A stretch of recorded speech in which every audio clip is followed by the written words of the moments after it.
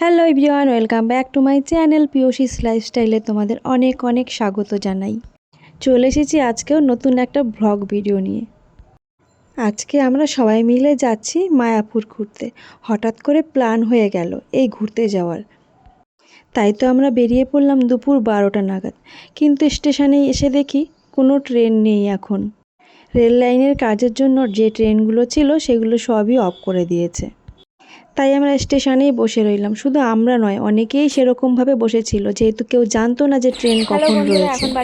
তারপর আমরা 2:30 নাগাদ ট্রেনটা পেলাম। কিছু করার নেই, সরকারি নিয়ম বলে কথা, মানতে তো হবেই।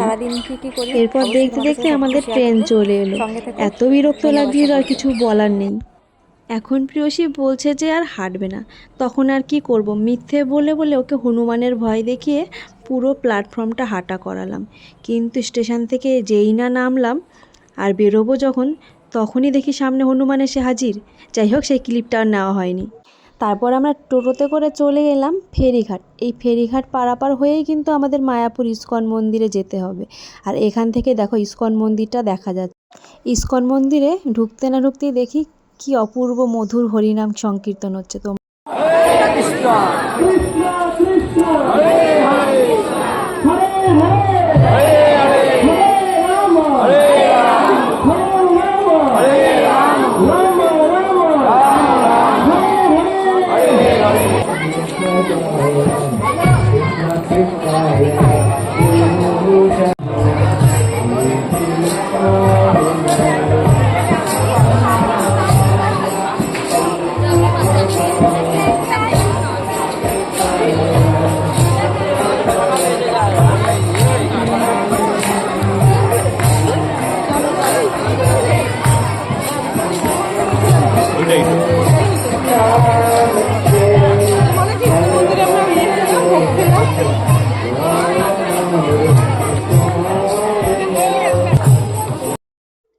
মায়াপুর আসবো ইস্কন মন্দির আর কীর্তন শোনাবো না, তাই কখনো হয়?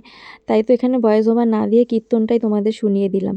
আর এখন আমরা জুতো, ব্যাগ, ফোন সমস্ত কিছু রেখে আমরা ঢুকবো ইস্কনের ভেতরে সন্ধ্যা আরতি দর্শন করতে, যেটার উদ্দেশ্যে আমাদের এখানে আসা।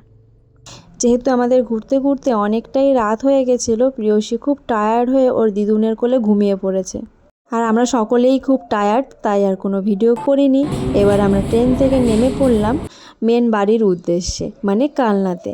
আর আমাদের পুরো ভিডিওটা কেমন লাগলো অবশ্যই কমেন্ট করে জানিও তোমরা। তো বাই বাই বন্ধুরা, ভালো থেকো সবাই।